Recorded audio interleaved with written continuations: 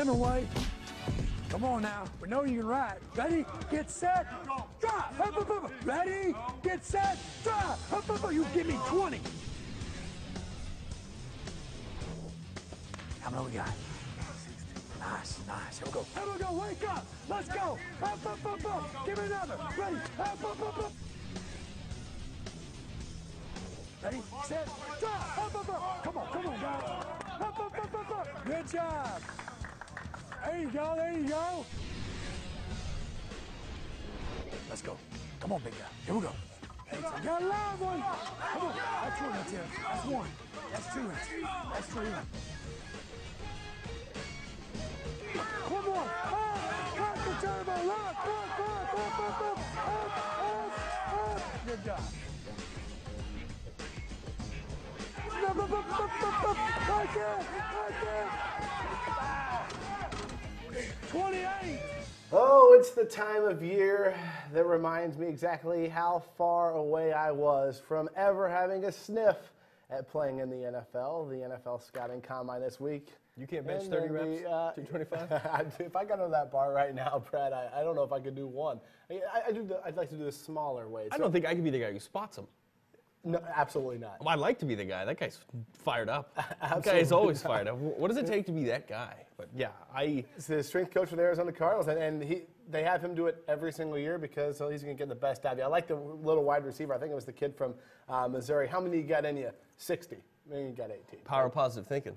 Power of positive thinking. Chiefs Live brought to you by your Midwest Ford dealers, Josh Looney, Brad Young, with you where it is all things NFL Combine. Of course, the Combine took a different turn and was really the Peyton Manning fest. It was pretty interesting when at one point you had two head coaches in the league, one of them being the new man in Indianapolis, talking with Peyton Manning on his right and left on the columns He's all over that stadium. of Lucas Oil Stadium. And they were both talking, I don't remember who the other coach was, but on opposite rooms of this huge, they put you in this club level. And it's like the voices were colliding in the center of Peyton Manning because they put you on speakers. And it's pretty interesting how Peyton Manning in his hometown was able to captivate the NFL Combine when you have Andrew Luck and RG3 and all these guys. Well, it was still Peyton Manning talking. The Chiefs were no exception of the teams that were discussing Peyton Manning at the NFL Combine. So we'll see what happens with Manning here soon. That's the great thing about the NFL, Brad. The NFL Combine takes center stage this past weekend. Then all of a sudden it's going to be free agency, and once that kind of goes by here in a couple weeks, the draft will be here. Then it's back to scouting and the draft. But today we're going to talk a lot about the NFL Combine, and let's check out today's Arrow headlines before we get going. We don't have an Arrow headline, so we'll just get right into it because the only headline there should be 3 letters, 3 characters, I guess if you got a number. RG3. That's what everybody's talking about the Combine. That's what the Chiefs fans are talking about. Can they move up? It's what the NFL world's talking about today, Brad, because the news came, and why shouldn't it, that St. Louis will deal their 2nd overall pick. And of course, if you're the Rams, it makes all the sense to do it. You're going to be able to get a lot in return for that pick. You're paying Sam Bradford $1 gazillion, and you've got holes all throughout your roster. Why not make that trade and get the extra pick? So the suitors for that pick, they've already had discussions with Cleveland, who holds the 4th overall pick. They've had discussions with Washington, who has the 6th overall pick, and with Miami, who has the 8th overall pick, and with some unnamed teams that select outside of the top 10. The Chiefs drafting at number 11 after winning the coin toss over John Schneider and the Seahawks. Are the Chiefs one of those teams? Possibly, Brad, but you look at the Chiefs at 11 versus Cleveland at 4, Washington at 6, and Miami at 8. You have to give up significantly more than those teams if you're going to trade up to the number 2 spot. And that's a lot to give away about for a proven commodity, especially at 11. I mean, there's a lot of teams in there that you got to think about it this way. A lot of teams ahead of the Chiefs don't necessarily need or want a quarterback, but it's such valuable real estate that they'll be able to move and trade out with somebody. So to be able to trade up to that spot, you're not just basically saying what's a fair deal to go up to that number 2 spot. You're competing with a bunch of other people as well. It's like It's like the movie Waterworld, when everyone wants like dirt or plant. Like right now in our reality, dirt think is I worth. saw it on TBS It's literally last worth week. nothing. Oh, it's on like once a day. But Waterworld. when there's not that much of it and everything is so valuable, people are willing to give up a ton of stuff to go up and get that guy. So all I'm saying is, if you're out there and you're reading, it's like, why don't we trade up to get RG3? Watch Waterworld. It takes two to tango, and it also takes. Not only do you have to basically give the Rams something that they would want, you also have to outbid everyone else who's potentially ahead of you. Yeah, and I'll go ahead and burst the bubble now, Chiefs fans. A lot of you have been talking Big to me. Kevin Costner fan. And I wrote about it this weekend because the Chiefs met with RG3, they met with Andrew Luck, they met with Ryan Tannehill and Romeo Crennel with the Army background of him growing up and and the Army background of RG3 growing up. They formed an immediate bond. Romeo was basically smitten. Why don't you have a about drink of RG3. water? I'll take my drink of water. And obviously, the Chiefs did meet with RG3, Andrew Luck, and all those guys. Just like we always say, you got to have contingency plans. You got to know if that guy is going to be available. You got to have a chance to actually talk to him. What if something happens? If someone comes to you and gives you an offer you can't refuse? Well, the front office guys can tell a you better than Godfather anyone. offer, as we like to call it here on the show.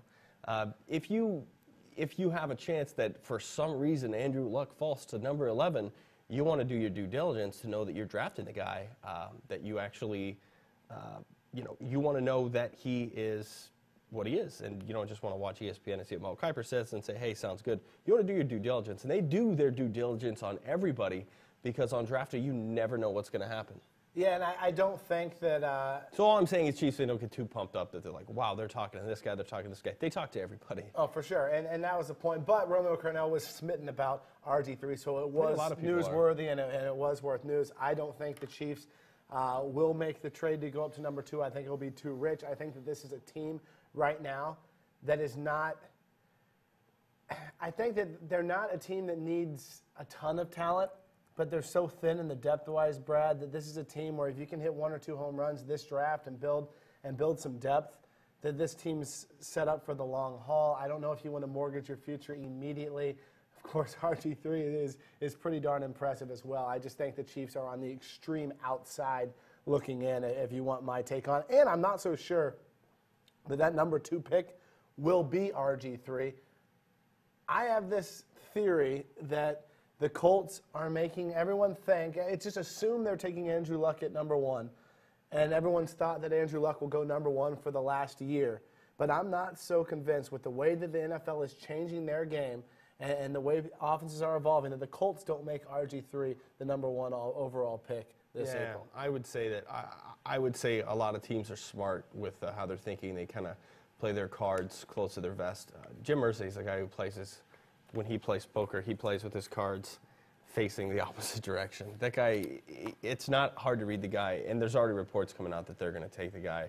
And there's so many people watching him, everything he says about this and that, and I understand what you're saying, but yes, RG3 is a specimen, and he throws a great deep ball, and he's very athletic, and he's a very smart, very well-spoken individual who does a great job in the classroom, the football classroom, so to speak, on the chalkboard and stuff.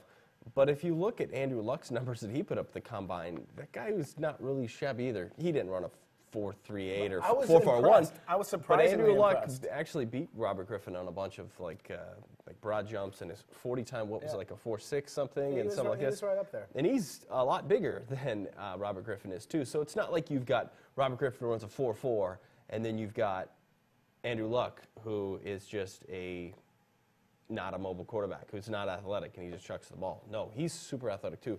There's a reason why people have been talking about that guy since the college football season. So I understand what you're saying about the Colts. But yeah, it'll be interesting to see. But honestly, a lot of that's going to be trying to build drama, and a lot of that news is going to be created by ESPN and the network to try to say who are they going to take. When it all comes down to, after the interviews, after their combines, they'll decide who they want, and they'll be stuck with the guy. Yeah, there's Not more- stuck with them.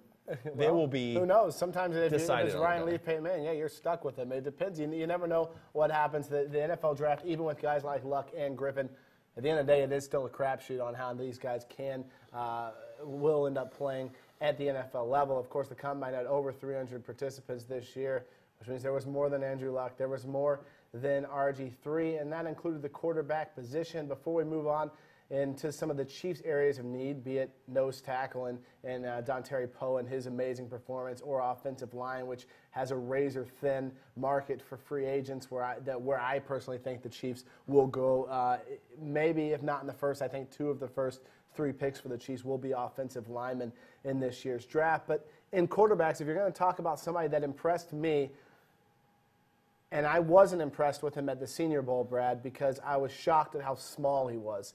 Kellen Moore is small. Russell Wilson is smaller than Kellen Moore. And it's all I could not get over him at the Senior Bowl watching him. His arms aren't small. Well, exactly. And so once I got over that in the Senior Bowl, I watched Russell Wilson at the Combine luckily with our media passes. We don't have media passes, we have team passes. So we're some of the few folks that can go in and actually watch these workouts live. So I went in and watched the quarterbacks throw on Sunday afternoon, Brad, and I thought he threw better than any quarterback there. He's short. You can tell the baseball in him.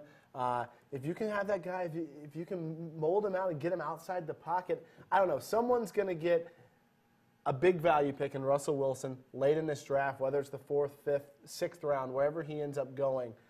He is rocks, and he has such a quick release, and he has such a strong arm. And granted, Luck and Griffin did not throw.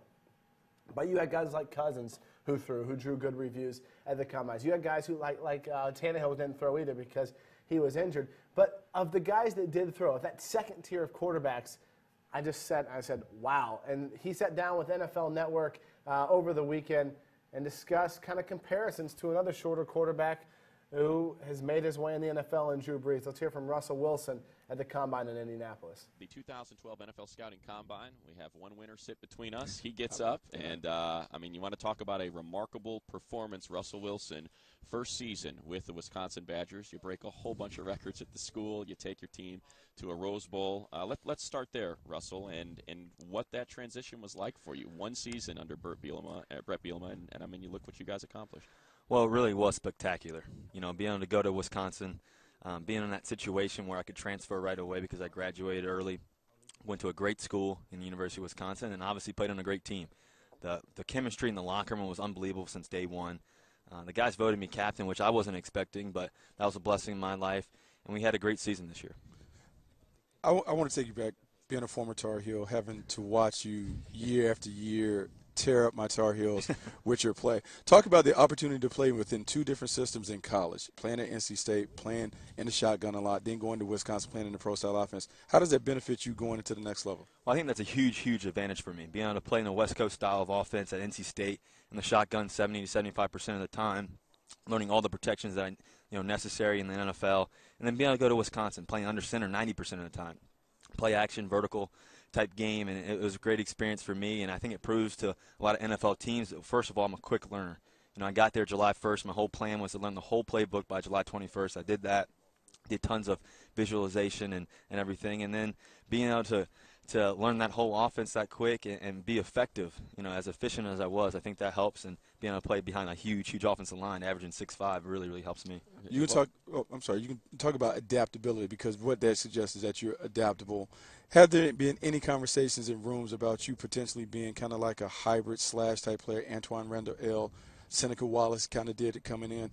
Has anybody kind of pitched that to you about a potential way to get you in while still allowing you to work on being a quarterback in the National Football League? Nobody's mentioned it. Everybody thinks that I can play in the NFL and thinks that I definitely have the arm and can make all the throws. Being able to play in that West Coast style of offense and then being able to play in that type of offense I played at Wisconsin behind those big guys at Wisconsin. I think they definitely believe that I can, be in the right system and make all the throws. The second time you said that, Russell. So how do you do it? Because obviously you get the measurables over 5'10", and you mentioned massive. The biggest. The Wisconsin offensive line, a big storyline this season was bigger than most NFL offensive lines, height and weight at Wisconsin. So how do you find the lanes? How does that work for you? To be honest, I get my drops. Get deep in my drops. I play with rhythm and timing, and I have a high, quick release. You see a guy like Drew Brees. There's not that much difference between my height. I'm right about 5'11". I can make all the throws. I have a high, quick release, and I just know where guys are going to be. I understand the whys of the offense and the whys of the defense, what they're trying to do on the defensive side of the ball. And so that's how I know where to go with the ball. When the ball snapped, before the ball snapped, and during the process of playing.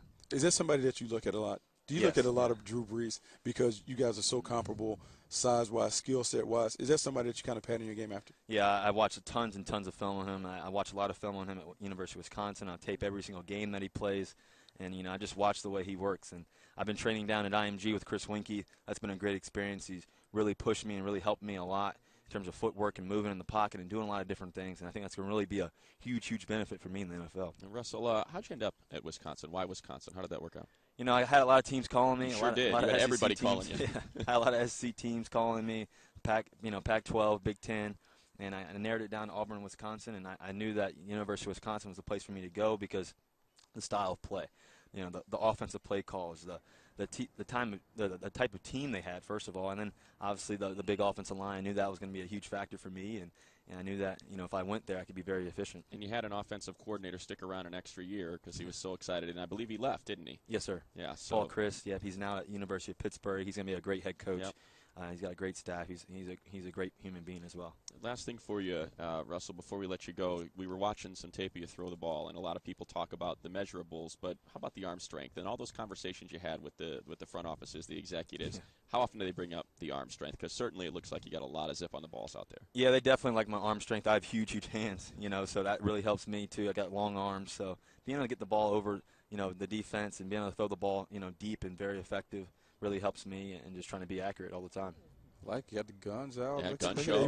We had Michael Irvin. Everybody wants to show off the guns, buddy. Exactly. Well, they're lucky that we got our suit coats on.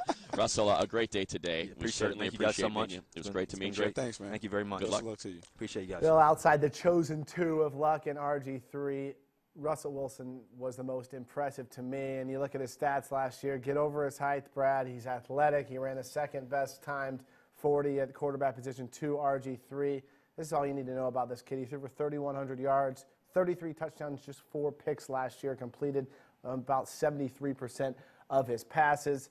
He's going to be drafted in the mid-rounds, and I think this is your sleeper quarterback pick of the 2012 NFL draft. He could maybe, and if he doesn't make, here's my other prediction. If he can't make it in the NFL with his size, this guy is going to be your next CFL Hall of Famer. Think about the open field, get him on the rolling out. He's like a Doug Flutie type of player, shorter and athletic, but has the arm and the ability to find open guys. I really like Russell Wilson as kind of an underdog. Who are some of your underdog picks when you watched the Combine this week?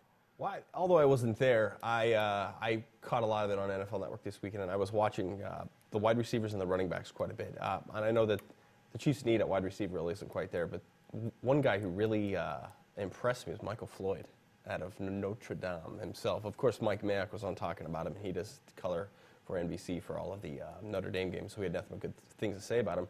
He performed so well that I think a lot of mock drafts, which we'll get into mock drafts later and how we both feel about him, had him over Justin Blackman. At this point of year. Had him over Justin Blackman, but he's a really athletic guy. I know he had some off-the-field issues, but just physically and athletically, the guy looks like a man-child. Some of the running backs that kind of impressed me, Lamar Miller of Miami, he's a guy I've always liked. He's just like, he's your typical back out of Miami.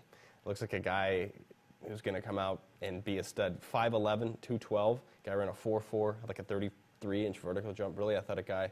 One dude who really impressed me, and I was, for some reason, you always see the little running backs running, they're real running fast. What I like to see on the Combine Day is those huge running backs. This is the yoked dudes that are just running like the wind.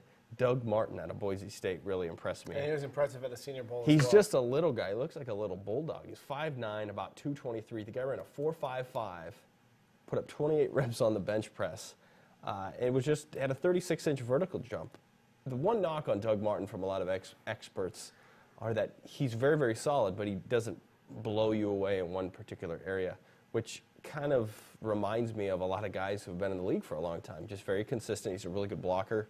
Doesn't have the really breakaway speed, but if he's a guy who's getting 4.5 yards a carry, and then you could bang him up the middle a little bit, and then hand it off to Jamal Charles, hit a play-action pass. That's the kind of guy I like, those big bruiser running backs who just, if you're 5'9", 225, bowling ball, and you're running a 4.5 40, look out. I love it. And the Chiefs are in the market for a running back. We know that with Thomas Jones and Jackie Battle and LaRon McClain all scheduled to hit unrestricted free agency. We'll see if LaRon McClain ends up coming back. Romeo Crennel said over the weekend that he would like to have McClain back. So we shall see how the Chiefs' backfield lines up. But with Jamal Charles coming off an ACL injury and never really being a 25 to 30 carry per game guy, the Chiefs need to find help at running back. You could go with some of those cats, Brad, or you could do my free agency plan, which is sign Mike Tolbert and Peyton Hillis and run the wishbone offense, and it's over. Bring back Barry Switzer. Why Bring not? back Barry Switzer. But I'm serious. If the Browns have said they're not going to tag Peyton Hillis, and you have Mike Tolbert as a fullback, or LaRon McClain can come back as a fullback. There's some good running backs in free agency, and also who's going to be. You got to sign undrafted free agent running backs, because in this league, your Arian Fosters and Priest Holmes are back when you find more success. It seems like of these guys late in the draft or undrafted at all. I don't think, a lot of people say Trent Richardson to the Chiefs at 11. I don't see that happening. I think the team has far more needs right now than to take essentially a top 10 pick on a running back. However, let's talk about the mock drafts and why we don't like them that much right now is you got to see what the team does in free agency first. If, for all the people that are mocking Trent Richardson to the Chiefs at 11, if the Chiefs go out and sign BenJarvus Green-Ellis or Peyton Hillis or Mike Tolbert or all of them, you're obviously not going to mock him to the Chiefs. I'm just saying. That'd be great. You're obviously not going to mock Trent Richardson to the Chiefs at 11. That's why I think it's so silly to make mock drafts before free agency begins, because you don't truly know a team's needs. And it is silly, but how many mock drafts have you looked at over the past 7 days? A lot. Yeah. It's exciting to see it because it's exciting to see how it kind of changes It's too. What's really funny, it's an eye roller is there's what it is. so many blogs and mock drafts out there, and the one thing that really gets me is the people who they have these mock drafts, not the most up-to-date inside information, and they're like just updated an hour ago, and they still have the Seahawks above the Chiefs. It's like, come on, how credible is that? But I think when it comes down to it, you're right. When it comes to free agency, and you got this and you got that, you never know what's going to happen or who's going to go who or who's going to go where. Or say something, honestly, what if something happens in the offseason to somebody? They get in a car accident, they break their leg, knock on wood, or something like this happens, you really never know. Justin Houston last year. It comes out that he has the positive drug test at the combine. It comes out several weeks, I think the week before the draft is where it hits. All of a sudden, he goes from a late first round all the way to the Chiefs in the third, and he's, his loss, it was Kansas City's gain, because since he's been here, he's been nothing but a good teammate. He's the Chiefs Rookie of the Year, and it looks like right now, after 1 year, it looks like he's a real steal for the Chiefs. But you're right, you do all these mocks, so much can happen between now and then, namely free agency, which begins in about 2 weeks. In fact, 2 weeks from today is when free agency begins, Brad. So I think there's so many variables that go into the draft, and there's so many variables that go into all these different things. That's why Josh reads magazines like this that are this thick. That it's literally nothing but variables. This is where he gets his information, by the way. I don't agree with a lot of stuff. There's just so many variables. That's why the draft is so great. And the combine has been so big because there's so many variables that go into things. And you know what? You could have even if RG3, even if Andrew Luck. That's all anybody talks about. RG3 and Andrew Luck went into the combine, and say, RG3 didn't have the best 40, or he ran like a 4.5 and not a 4.4 or something. Fans would downgrade him and say, man, I don't know if that guy's got what it takes. Deep down, scouts know what they're talking about. Scouts could watch a football game or watch a guy run or see how he reacts, or even when they're running like wide receiver drills, if they're running like a route, is he curling it? Is he running it hard? Simple question. There's just little things like that we as fans go, man, that guy looks fast. But a scout can see so many different things. But that said, let me ask you a question. Is Kendrick Lewis slow? When you watch him over the last 2 years with the Chiefs as a free safety, you say, man, Kendrick Lewis can't play. He's slow.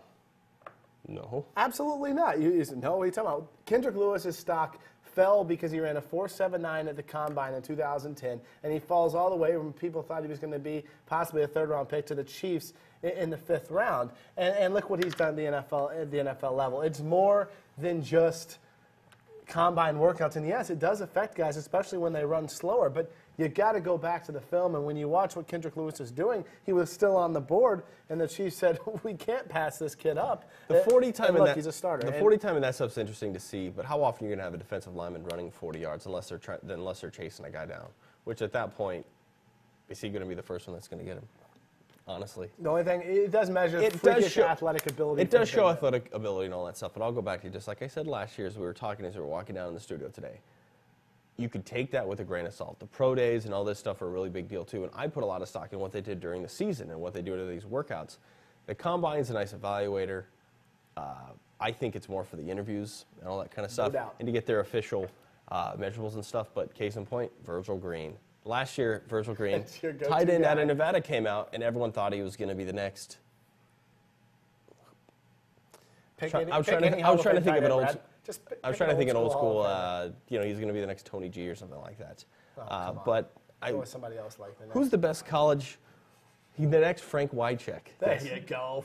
Yeah, pull something good like Frank Wycheck. There you go, buddy. But it comes down to it, and he's inactive for almost every game. Like, you have freakish athletic ability, but it's different if you're running free or if you have to get off a block and run a route and do this kind of stuff. It's completely different. Just because you could run fast doesn't mean you know good routes or know how to shake a defender, or you're physical, or you understand what it's like to be a team member, or you're not too proud that you can't go do special teams, you can't do this, you practice hard.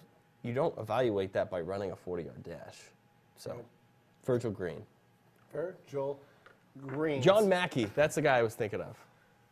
John Mackey. John Mackey. There you go. See, you look at mock drafts and how I roll my eyes at them this time of year, and the Chiefs' need for a nose tackle, and you look at things like 40-yard dashes and freakish results, and the name that stands out to Chiefs fans right now is Dontari Poe from Memphis, an absolute monster at the combine. I'll preface it this way.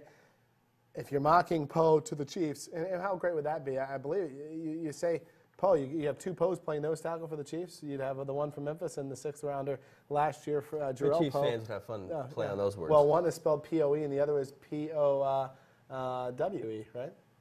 Poe and Powell.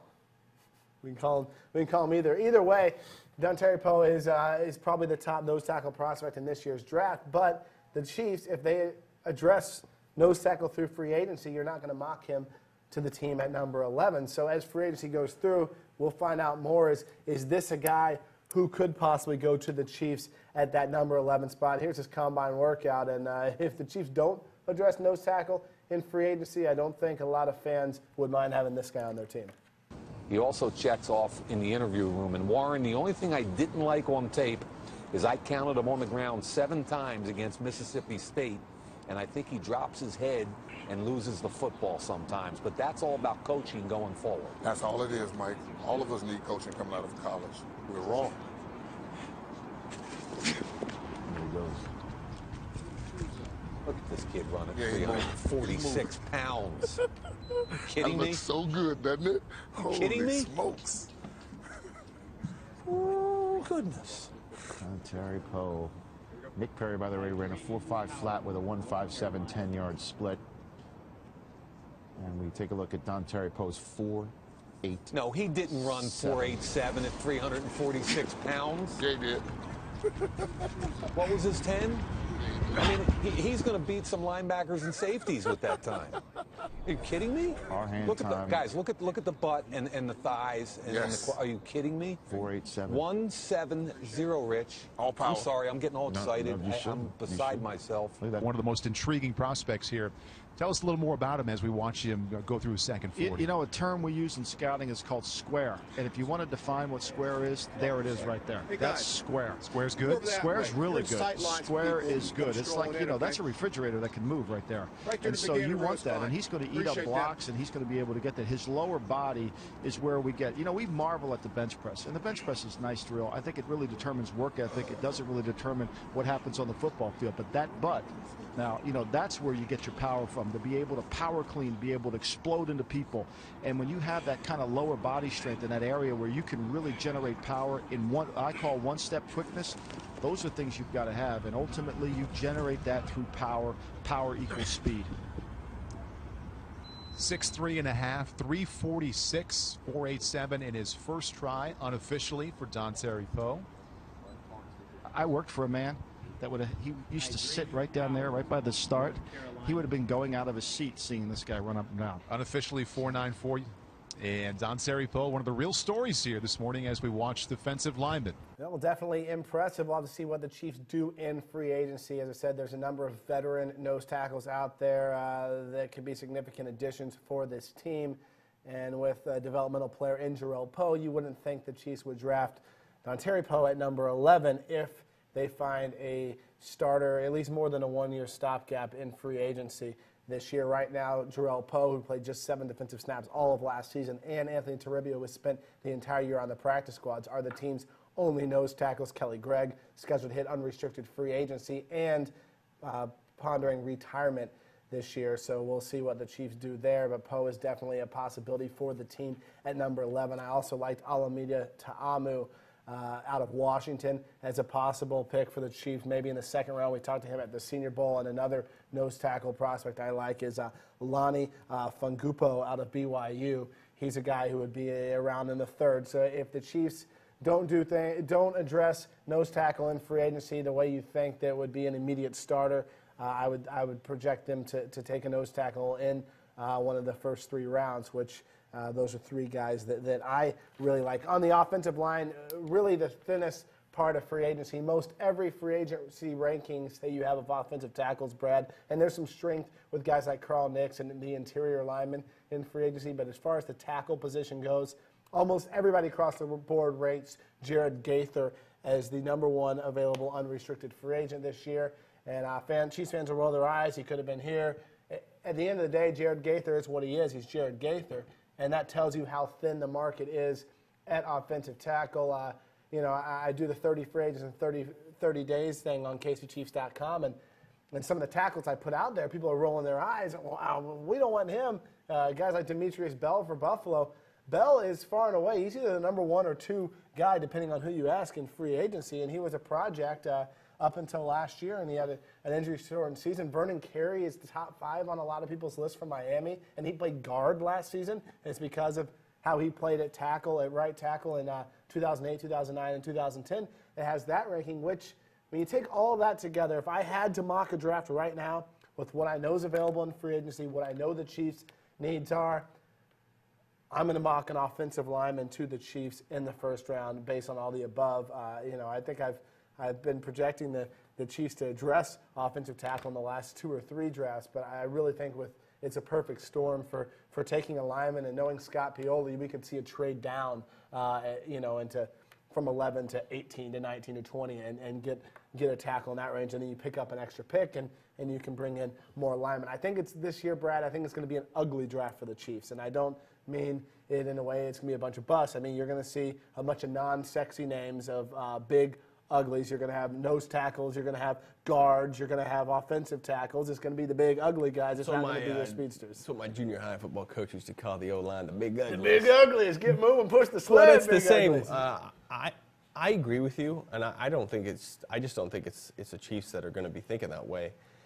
Offensive linemen are so valuable in this league. If you get a guy who can anchor down an offensive line for a long time, you get a stud tackle, you get a few stud guards, a line that works together for a long time, then you could start filtering through your free agent running backs and this kind of stuff through there for years who don't really have quite the shelf life like an offensive line is. Case in point, the Houston Texans have drafted so well in their offensive line and built that line basically from the ground up. And not saying Arian Foster isn't that great, but man, Arian Foster's not in there, Ben Tate's in there running 100 yards. Having a solid offensive line helps you in so many different areas. And just seeing a lot of these guys perform and seeing the athleticism of guys like Matt Khalil, David DeCastro, Jonathan Martin, all those guys from Iowa, Peter Kahns of Wisconsin, the center, all those guys had such a great combine. And these guys are such large, athletic, interchangeable pieces that at the place where the Chiefs are in the draft, not going to say they're going to have their pick of any of those guys. You see Khalil bonked up at going like number 3, but I think you're in a good position if you choose to go that route to get a top-notch guy. You're not settling. You're not going to pick like the 3rd best tackle out there or something. You're going to have a position you're going to be in position to pick the guy that you want at that spot. No doubt. And you can get a guy like Mike Adams, who projects to possibly be a fixture at left or right tackle for an NFL team, who's projected to go in the later rounds of the first. A lot of folks like Riley Reiff of Iowa, a tackle, can play either on the left or right side. Obviously, Scott Pioli's connections to Kirk Ferentz at the University of Iowa. Reiff, a junior coming out this year, could be a top 15 pick. Usually the offensive linemen, the way Scott Pioli would like it, they're fundamentally sound, they're technically sound. As Kirk Ferentz is a fantastic tutor of offensive linemen from the University of Iowa. A guy I like, a lot of people have Jonathan Martin of Stanford going to the Chiefs. I actually like his teammate better. David DeCastro is a guy who I think will be a better professional player than Jonathan Martin. In fact, I think he'll get drafted ahead of Jonathan Martin. DeCastro played guard for Stanford. He is NFL ready right now, but he's also one of those guys that's kind of like, it depends on what your personnel evaluators see, and I don't know how the Chiefs project this guy. He can come and start at most any team, I think, right now is the consensus at guard. But in the Brandon Albert type fashion, a lot of teams think he can go play right tackle right away as well. He's versed in basically any blocking scheme. He's strong. This is an NFL-ready player right now. And I think at the worst with David DeCastro, if he doesn't pan out as a tackle in this league, you've got probably one of the league's elite guards for the next 10 years on your team. I think he's a great pick, and I like him much more than his teammate, who's kind of overshadows him at times, Jonathan Martin out of Stanford. So David DeCastro is probably one of my favorite picks right now. And I think if you put a gun in my head, Brad, and said, do your mock draft right now, I think I'm mocking David DeCastro to the Chiefs at number 11, because I don't do mock drafts right now. I put my mock draft out the week of the draft. How intense of a football fan are you? Me and Mike Mayock. Put a gun to somebody's head and do it. Don't be ridiculous. Okay, well, a squirt gun or something. I was saying that the ability to be interchangeable on an offensive line is so important in the NFL because, on game days, you don't really I don't know the exact number, but you don't carry that many offensive linemen on your game day roster, on your active roster. Seven. Usually. So if one guy goes down, you might have to do some shifting, and obviously all these guys are so talented and so athletic, they'll be able to move it around. I remember I think it was not last season, but the season before, we had some problems at center, and I believe, no, it was at tackle. I think Brian Waters at the time went out and played a little tackle for a little bit.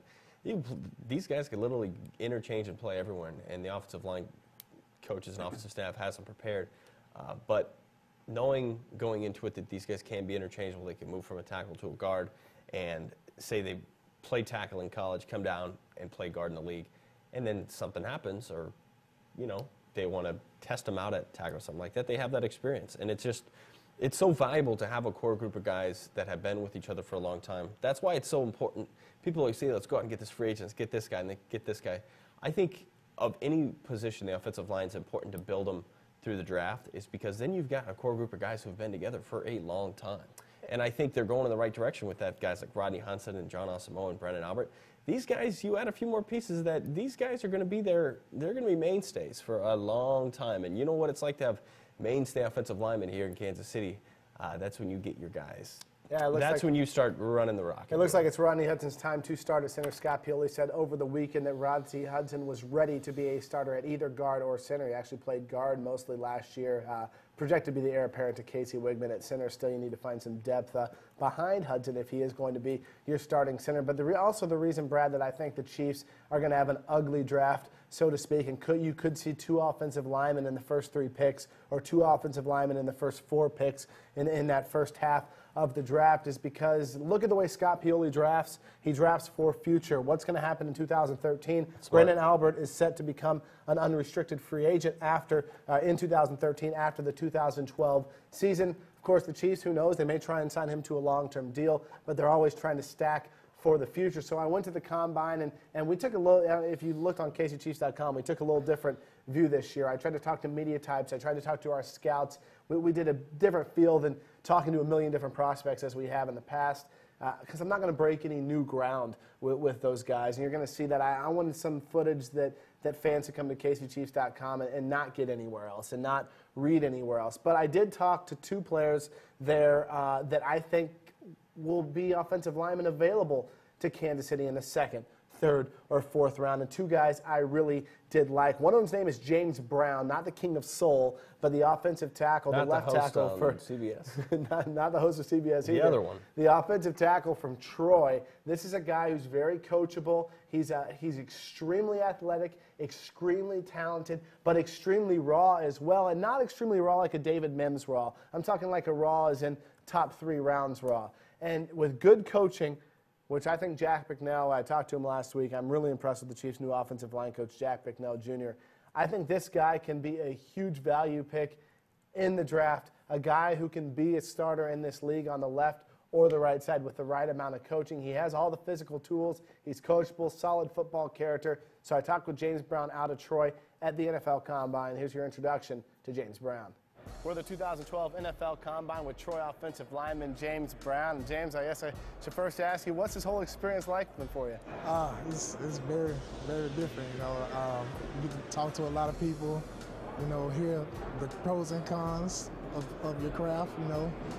It's a great learning experience. Well, you're a guy who got to go through the Senior Bowl, and you got to work with the Washington Redskins staff. They had you all over the place, on the right side, on the left side, and now you're at the Combine. And during those 2 sessions, you meet with teams and you get to talk with teams. What are some of the differences and what are similarities between the 2 events?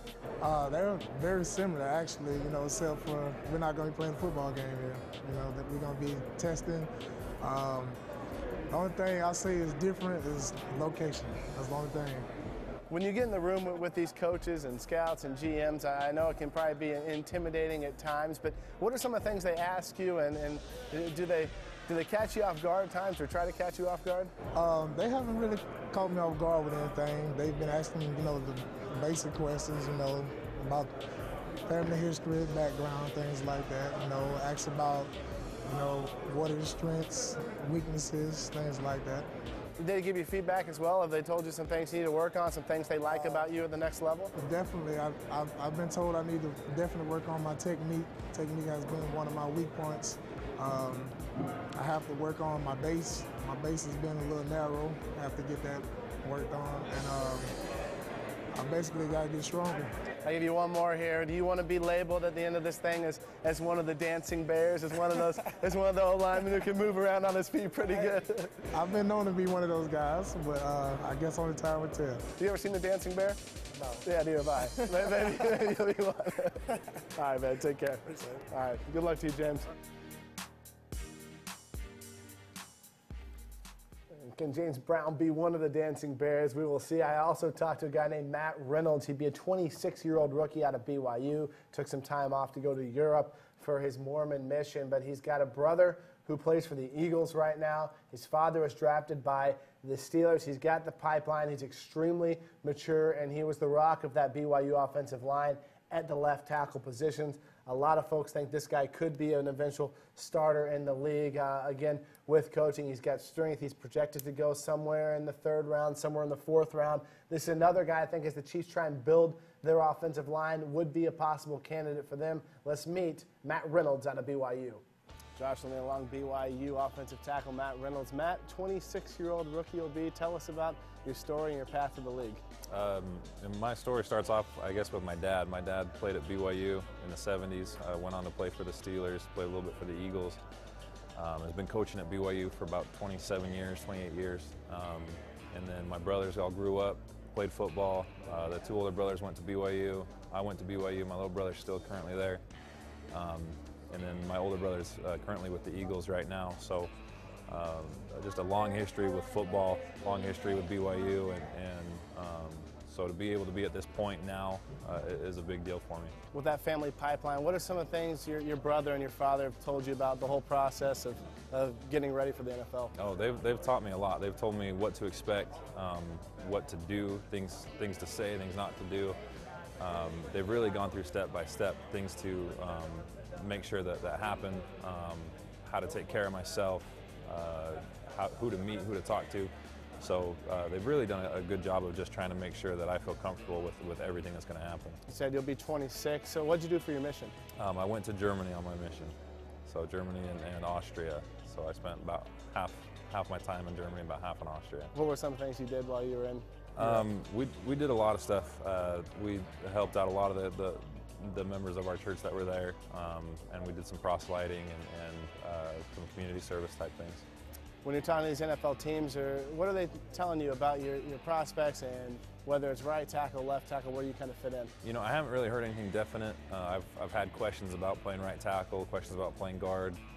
Honestly, I'll play wherever I'm needed. Thank you.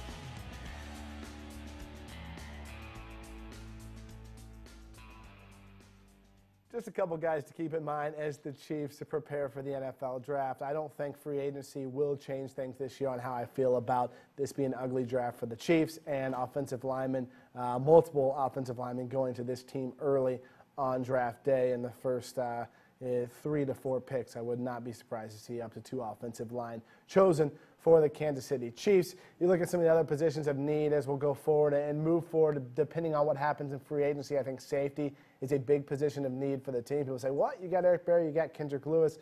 That's correct, but you also need a third safety, and right now John McGraw, who primarily played that third safety, is set to become an unrestricted free agent.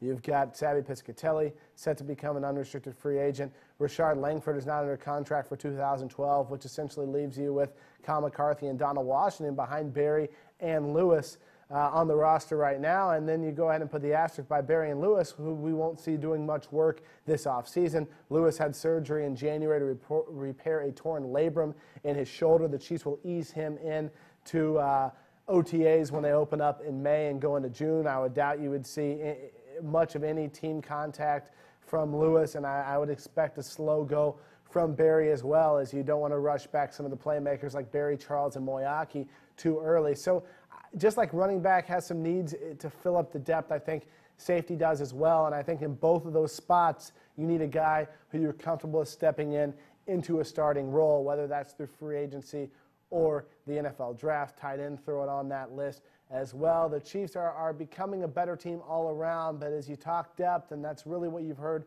all offseason from Romeo Crennel and Scott Pioli, this team needs depth. This team kind of has a lack of depth, and when you think about it and put into those positions, it really shows you, yeah, there's not a whole lot after that top line, and you saw that when you had the knee injuries hit, and you want to have a better contingency plan this year as you can build depth through free agency and the NFL draft. There was one guy who bit it on the 40 this weekend, and it's a guy I really like to be possibly a mid-round pick. I talked to him ahead of the Senior Bowl, Vic Ballard out of Mississippi State. He's a power back, did a lot of nice things for the Bulldogs. And he's going to make some viral videos for us. He looked, let's just kick to it. He looked a lot like me if I'm going to try and run the 40-yard dash at the combine, just a little bit faster out of the blocks. Let's check it out. You know, you put the tape on it, and Mississippi State's in gun, they're in pistol. I thought he was much more comfortable as a downhill running back when they were in the pistol, because that more closely emulates an I formation. And up, good. Ooh. Good job, man. You missed it. Bring him back. Don't worry about it. We'll set it up. We'll set it up. Don't worry about it. He knocked off the automatic timer on the 10-yard split. We got that sec. Get your composure. Okay, no big deal. He's driving out of there, trips, goes right into our 10-yard. Look out.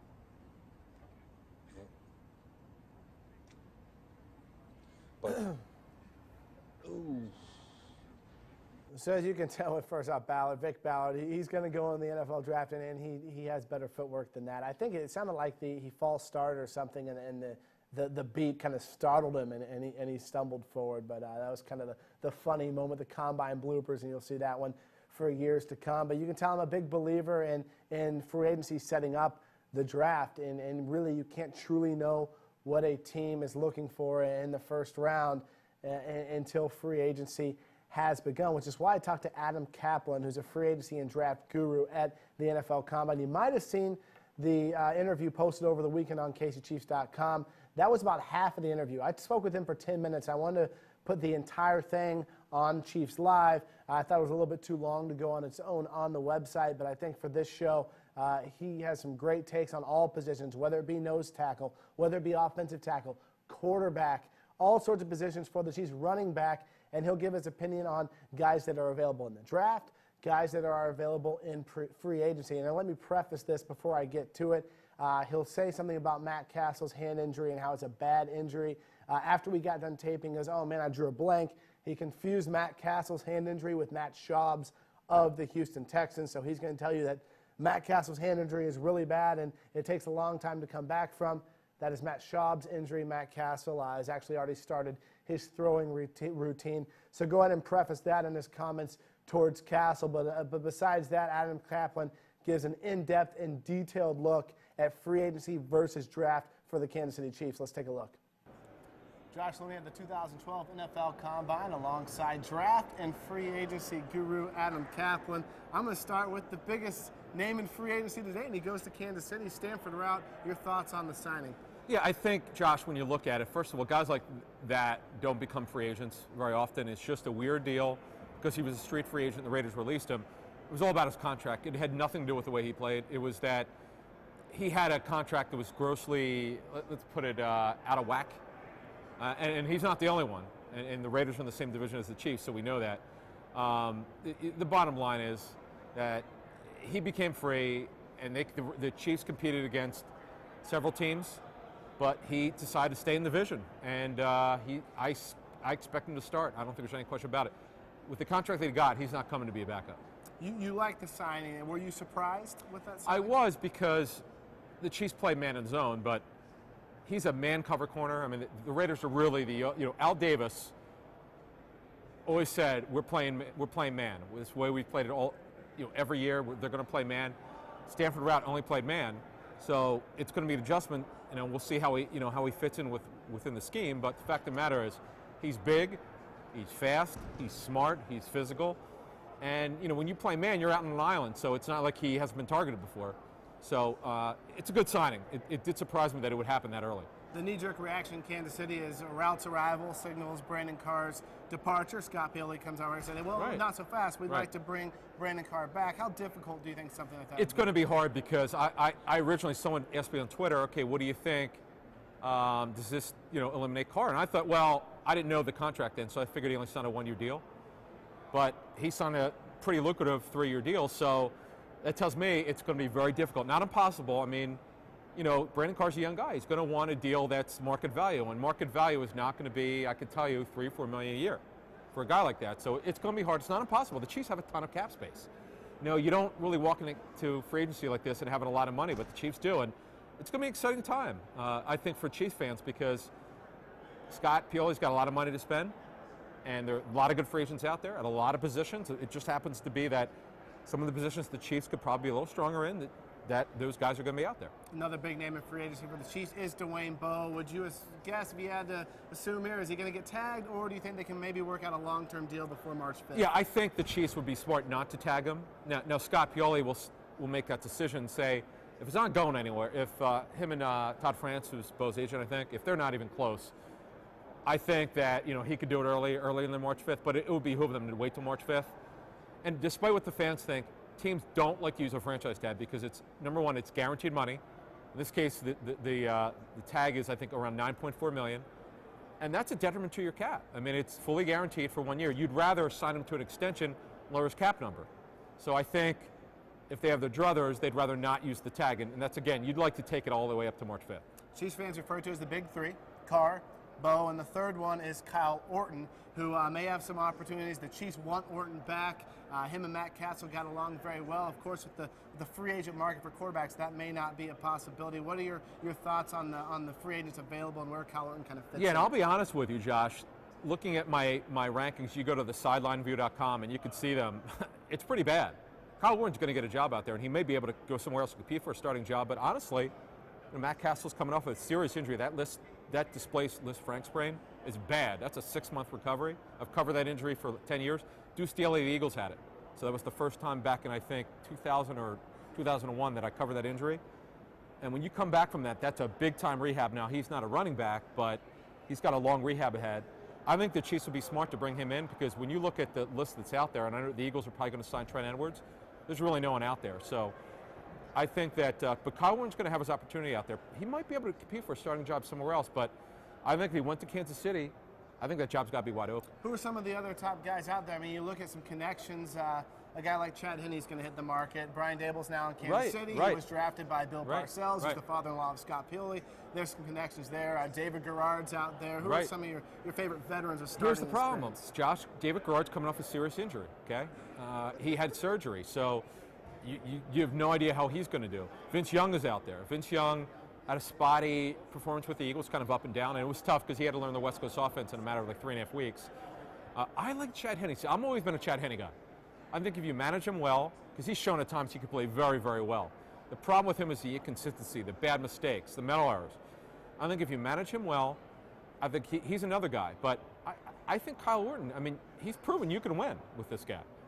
The problem with him is when he has to play from behind a lot, I think he makes mistakes. But I think Kyle Orton, if you look at the entire list that I have, I think they should go after him, bring him back and compete for that job. Ricky Stanzi needs another year. I think we all know that. But I like Ricky Stanzi. I think he's got a lot of upside. I know the scouting community loved him. He's a guy not a lot of people knew about, but I think he's got a big upside. It's just a matter of when it's going to be. I don't think it's going to be this year. Offensive tackle is another need for the Chiefs, and with a thin free agent market tackle. At that position. I think it's right tackle. Right tackle, exactly. A lot of people believe that this team and their mocks are going to take a tackle early in this draft. Who are some of your favorite right tackles? I've got to be honest with you. First of all, in free agency, for tackle in general, it's awful. It's the worst that I've seen. Wide receiver is like number one. If I had to rank the position for free agency, I think wide receiver would probably be number one. Tackle is probably near the bottom.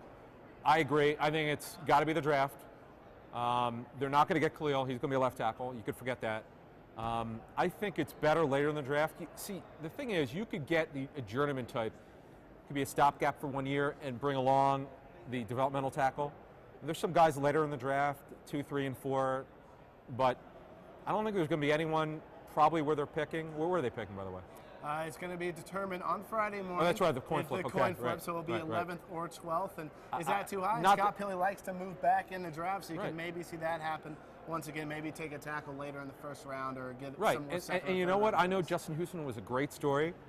You can't have enough good pass rushers. And listen, the Chiefs' sack total was not great. I think Houston was way ahead of the curve. He dropped in the draft a little bit.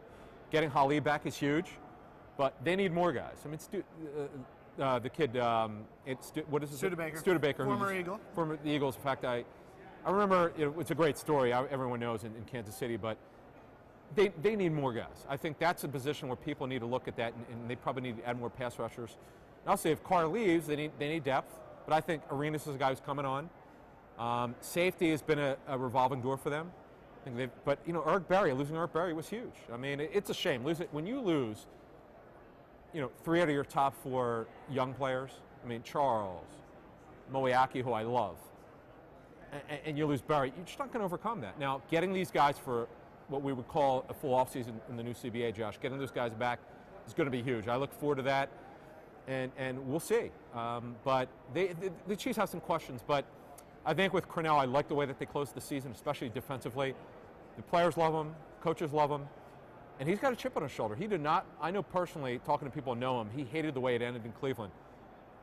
He wants to win, and I think they're going to be much better this season. I'll ask you about one more question, or one more position, nose tackle. And this is an interesting spot because there's some experienced free agent nose tackles out there who could come into a starting role. There's also the draft. What do you think is more strong, the drafts versus nose tackles, or can teams that need that 2-3 year stopgap, or maybe the 1 year? I'll tell you who I like, Abreu Franklin. Okay, Abreu Franklin, if you check my list, he's right up there, and he played out of scheme. He played in a 4-3 this season. That's not the scheme for him. He's a 3-4 nose. I think it would be a smart signing, and you talk about a guy who's not too old.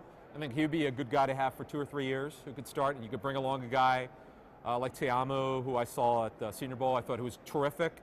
But Sean Rogers out there, if I'm not mistaken, did he not visit the Chiefs for free agency? He had a visit for the free agency with the Chiefs before. Right. I don't know how he graded out because he was a backup with the Saints, but see, you bring in a guy, and you don't have to play Sean Rogers 50 plays, 60 plays. You play him 30 plays and get a developmental nose tackle, Josh. I think that's a good thought. I think that's the way you go there. But I think if you had to look at their needs, going to free agency, and that's up first now, thank goodness, because last year it wasn't. There's a lockup, but we've got that coming in free agency. I would probably say their biggest need is, I think, wide receiver to me. Well, we're finding out what Bo's going to do, and I think they got to try to keep him. They have the money to do it. And just reading between the lines what Scott's been saying in interviews, it sure sounds like they want to keep him.